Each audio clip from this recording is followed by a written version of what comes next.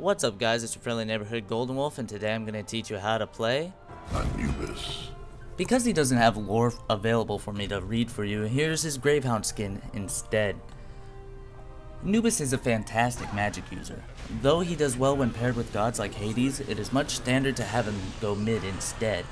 Anubis' passive is Sorrow, which reduces an enemy's magic protection by 13 whenever you use an ability lasting for 3 seconds. His first skill is Plague of Locust. It deals damage in a cone every 0.5 seconds for 3 seconds. I maxed it second. It is best used alongside his second skill, Mummify, which stuns and silences an opponent for 2 seconds, as one would expect a mummy should be silenced. I get a point at level 2 and max last. His third skill is Grasping Hands, which has hands come out of the ground, dealing damage to an enemy within the circle every 0.5 seconds for 2 seconds, while slowing the enemy by 30% for the 2 seconds. I maxed this first. Because of his strong scaling and Grasping Hands, Anubis is a strong pusher. His ultimate is basically a magical stare that sees through the enemy's soul and deals at least 130 damage at max rank every 0.3 seconds per 3 seconds. This means a maximum of 10 hits can be applied to any of your targets, and as all ultimates, you're going to want to max this as soon as it's available. While playing Anubis, it is wise to grab the cooldown reduction buff for his Mummify, shield buff for a bit more sustainability in teamfights, and power buff for a little bit more magical power, as it is basically a mini fire golem buff. When playing Anubis, I like to start off with level 1 Boots of the Magi and Tahuti. I like to rush Tahuti and Obsidian Shard before completing my boots to max out his damage right away.